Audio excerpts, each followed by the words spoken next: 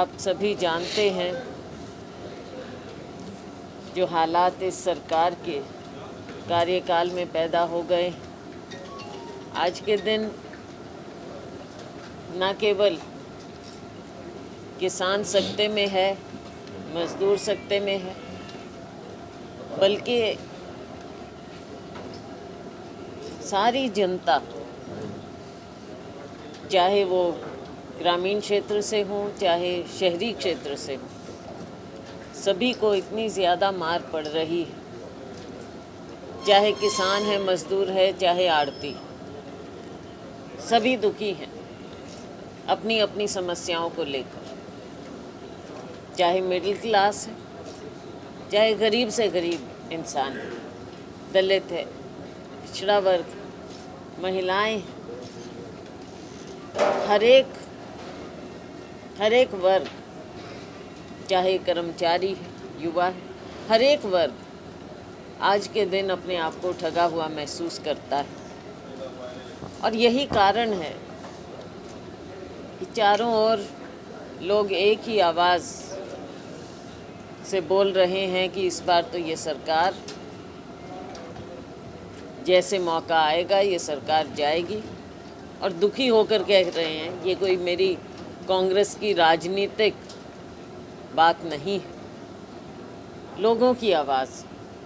आप देखते हैं कि हर एक वर्ग सड़क पर बैठा है, कोई ना कोई हड़ताल पर है। तो ये स्थिति पैदा हुई है भारतीय जनता पार्टी सरकार की कार्यशैली से। क्या कारण था कि जो इनकी सरकार बनी 2014 में, फिर 19 में इन्होंने नारा दिया 75 पार का और 40 पर आए। मिली जुली सरकार बनी भारतीय जनता पार्टी और जजपा की। वही जजपा जिसने कहा था कि हम बीजेपी के साथ नहीं जाएंगे, बल्कि उनके खिलाफ वोट मांगा और उन्हें वोट मिला भी। 10 सीटें मिली थी और सीधा जाकर चुनाव के बाद भारतीय जनता पार्टी की झोली में बैठ गए और सरकार बनाई उनके साथ। और अब लोगों के रोष का सामना करना पड़ रहा है। ऐसी पार्टी जो अपने आप को किसान की हितैषी कहती थी और राजनीति किसान के नाम पर की, आज जब तीनों काले कानून भारतीय जनता पार्टी सरकार ने, केंद्र सरकार ने बनाए, तो ये लोग चुप, किसान मजदूर की आवाज़ नहीं उठा पाए, बल्कि डिफेंसिव पर आ गए, बैकफुट पर आ गए। क्या इनका यही रवैया होता अगर ये सरकार में नहीं होते, बाहर होते?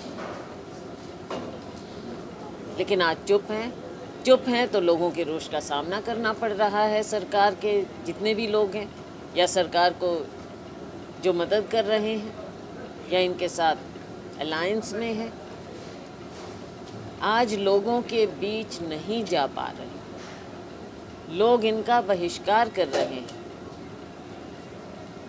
ना केवल राजनीतिक गतिविधियों से, लेकिन सुनने में जो आ रहा है सामाजिक रूप से भी। आपने किसान मजदूर के सामने कोई विकल्प नहीं छोड़ा। वो करें क्या? उनकी आवाज़ सुनी नहीं जा रही सरकार द्वारा।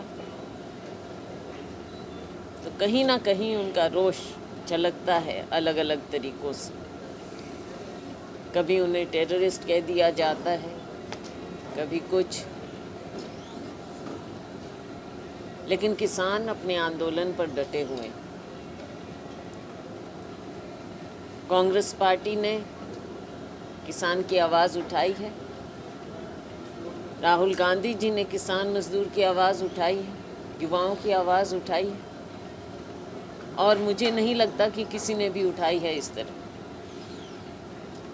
बल्कि किसान आंदोलन से पहले राहुल गांधी जी ने ये कह दिया था कि ये तीनों कानून हमारे देश के किसान मजदूर के हित में नहीं।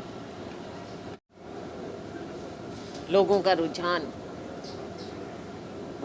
कांग्रेस के प्रति बिल्कुल बढ़ता चला जा रहा है। विकल्प केवल कांग्रेस को देखते हैं। आज के दिन विकल्प क्या है प्रदेश में, ये बात देखने वाली।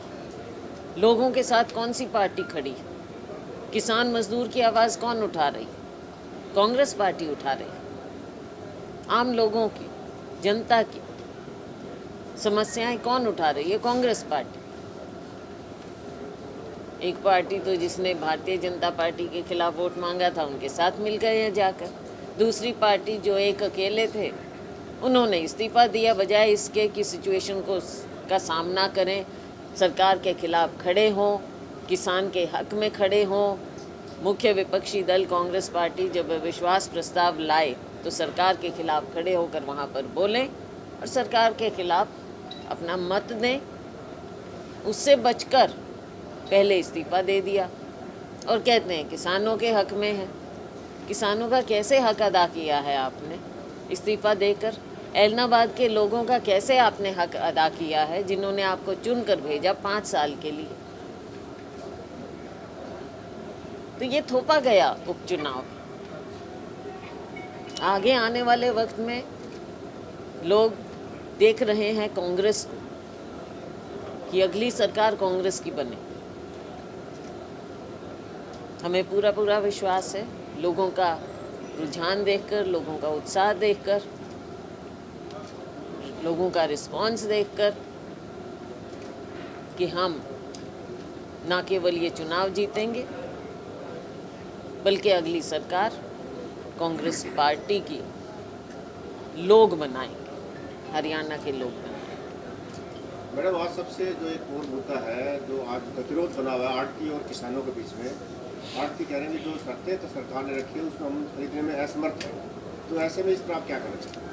डिपो होल्डर से परचेज कराने की बात की जा रही है। मुझे ये बताइए कि जो इस तरह की समस्याएं हैं क्या एक दिन में पैदा होती है? ये समस्या किसने पैदा की है? सरकार ने। हल कौन निकालेगा? सरकार। एक को दूसरे से लड़वाने का काम सरकार कर सकती है, क्या जोड़ने का काम भी करेगी? ये सरकार की हर नीति के तहत है कि एक को दूसरे के सामने खड़ा करो। इससे किसका फ़ायदा होगा? क्या किसान का फ़ायदा होगा? क्या आड़तियों का फ़ायदा होगा? क्या मजदूर का फ़ायदा होगा? और अल्टीमेटली क्या जनता का फ़ायदा होगा? सरकार की जिम्मेवारी है गतिरोध दूर करने की, ना कि गतिरोध पैदा करने की। किसानों के खाते में सीधा पैसे देने की बात खत्म करो आप। सर मैडम, एक जो है ना जिस तरह से जो आड़ती का जो मेन गतिरोधी है कि जो खाते में पैसे सीधे किसानों के खाते में जा रहे हैं, बिल्कुल, तो उसमें कांग्रेस पार्टी का क्या स्टैंड है कि किस तरह की जो व्यवस्था होनी चाहिए? पुरानी व्यवस्था सही थी या ये व्यवस्था? मुझे ये बताइए कि व्यवस्था वही सही होती है जो लोगों को मान्य हो, और यहाँ पर दोनों जब हैं दोनों से बातचीत करके हल निकलता है। पहले भी निकालना चाहिए हल, तो निकालने के बजाय ये थोपते हैं। पहले निकाला है ना हल, निकाल। प्रदेश में मैडम पहले ही महंगाई आसमान को छू रही है। बिजली के बिल भी डबल हो गए हैं। हर तरह से बिजली के ना केवल बिल डबल हुए हैं, आप ये बता दीजिए बिजली मिल कहाँ रही है? नारे देते हैं 24 घंटे के। गांवों में जाकर पूछिए, आप लोगों से आप पूछिए कि कितनी बिजली आ रही। कल हम गाँवों में घूम रहे थे, वहाँ के लोगों ने बताया कि जी हम भी पढ़ा करते थे, अब गांव में आके देखा 24 घंटे के जो नारे हैं हर नारे की तरह खोखला नारा है। ऊपर से बिजली का बिल, ऊपर से सिक्योरिटी, ऊपर से एडवांस। तो आम उपभोक्ता को जो पहले ही कोरोना की मार में मरा हुआ है, इन कृषि कानूनों की मार में मरा हुआ है, हड़ताल की मार में मरा हुआ है, आगे कोई भी उपभोक्ता चाहे वो गांव का है या शहर का है, वो सब मारे जा रहे हैं। और सरकार बजाय इसके कि संवेदनशीलता दिखाए, सहूलियत दे, उस पर और बोझ डालती जा रही है आम उपभोक्ता पर। और वो आम उपभोक्ता गरीब भी है, किसान भी है, मिडिल क्लास भी है, सब हैं। मैम, नशे को लेकर प्रदेश सरकार द्वारा जैसे दावे किए जा रहे हैं, अब ये देखिए कि थाने में जो सिक्योरिटी एजेंट होता है, एसपी का बंदा होता है, ठीक है, और वो तस्करों की गाड़ी एस्कॉर्ट करता है और पकड़ा जाता है। इस पर आप क्या कहेंगे? इस पर क्या बताएं? इस पर ये बताएं कि पहले भी जो हुआ है, सरकार की जब सरकार निकम्मी होती है तो प्रशासन भी निकम्मा होता है। ये केवल दिखावा है शक्ति का। और जब बाढ़ ही खेत को खाने लगे तो फिर आप क्या उम्मीद कर सकते हैं। घोटाले पर घोटाले हुए, इन्होंने अभी नहीं सीखा। हमारे नौजवान को, हमारे युवा वर्ग को ये बर्बाद करने में तुले हुए हैं ताकि आगे कोई नौकरी भी ना मांगे। ये उसी का हिस्सा है। आप बताइए कि प्रशासन, अगर खुद पुलिस के लोग और जो एसपी साहब से जुड़े हुए हैं, कल को ये भी हो जाएगा कि वो कहीं और से, जो भी, मैं सीधा उन पर नहीं कह रही हूँ कि एसपी साहब का कुछ है, लेकिन ये जो पर्दाफाश हुआ है इसका बताएं, जवाब तो किसी को देना पड़ेगा ना, और जवाब प्रशासन और सरकार ही देगी कि ये कैसे हो रहा है। आपने घोटाले पहले भी देखे जो मैंने अभी उल्लेख किया, कभी एसआईटी बनाई जाती है, एससीटी बनाते हैं, फिर एसआईटी बनाते हैं, लेकिन उसका नतीजा आज तक क्या हुआ है लोग देख रहे हैं। लोकतंत्र है, उचित समय पर इन्हें जवाब मिलेगा, लेकिन फिलहाल जो हमारा युवा वर्ग है उसको बर्बाद किया जा रहा है और मिली भगत के साथ। मैडम, इलाहाबाद उपचुनाव में अगर किसान मोर्चा अपना उम्मीदवार उतारती तो क्या कांग्रेस उसका समर्थन करेगी या फिर कांग्रेस अपना प्रत्याशी? ये तो अभी कोई है ही नहीं इस तरह की बात। अगर तो बहुत कुछ होता है।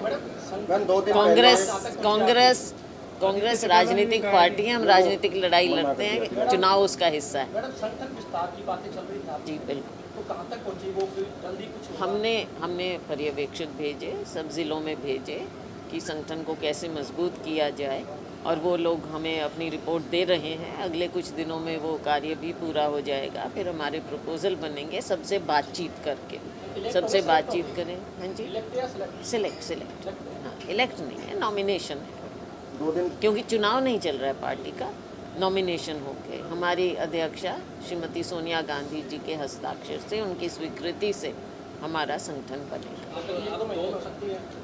नहीं, इतना लंबा तो ना हो, कोशिश है जल्द। इलाहाबाद उपचुनाव से पहले कुछ सिरसा जिले में देखेंगे अभी कि सिरसा के बारे में हमने क्या करना है। आप 2 दिनों के इलाहाबाद के दौरे पर हो, क्या कैंडिडेट को लेकर भी चर्चाएं चल रही हैं कार्यकर्ताओं से? देखो, ये चर्चाएं तो चलेंगी आखिरी दम तक, जब तक सिलेक्शन नहीं होता कैंडिडेट का। लेकिन हमारी नेशनल पार्टी है, हमारा एक प्रोसेस होता है कैंडिडेट सिलेक्ट करने का, तो उचित समय पर वो होगा। अभी तो घोषणा भी नहीं हुई है, अभी तो लोगों से संपर्क कर रहे हैं।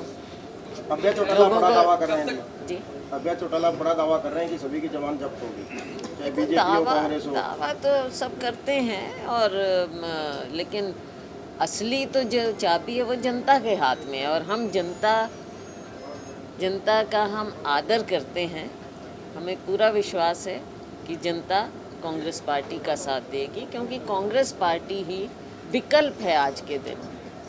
इनकी पार्टी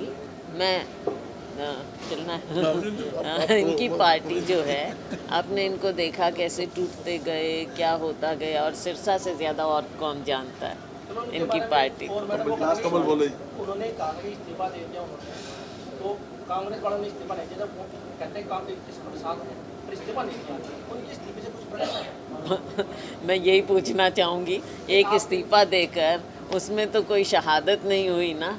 लोगों की बात उठाना चाहिए था, जिन्होंने आपको नुमाइंदा बनाया। आप वहाँ पर जाकर विधानसभा में जब इम्तिहान की घड़ी आई, आपने उससे पहले ही अपना हाथ खींच लिया, पीछे हट गए, क्योंकि आप एक्सपोज नहीं होना चाहते थे, बीजेपी के सामने खड़े नहीं होना चाहते हैं। मौका था बीजेपी के खिलाफ खड़ा होना, उनकी गलत नीतियों के खिलाफ खड़ा होना और किसानों के साथ खड़ा होना, ये एक मौका था, लेकिन आप उससे बच गए, अपने आप को पीछे हटा लिया पहले ही। पहले रोहतक में लाठीचार्ज हुआ है, उससे पहले अभी 2 दिन पहले सिरसा में गोपाल गंदे पानी का जब विरोध कर रहे थे तो चोट भी लगी है, लेकिन सीएम साहब कह रहे हैं कि और सख्ती करेंगे। किस चीज़ की? जो किसान प्रदर्शन कर रहे हैं। तो देखो, अब मैं इसमें, आप देख रहे हैं कि किसानों के साथ जब गलत बर्ताव होता है, आज क्या कारण है? आप बजाय इसके कि उनसे बात करें, संवेदनशीलता दिखाएं, आप और सख्ती की बात कर रहे हैं।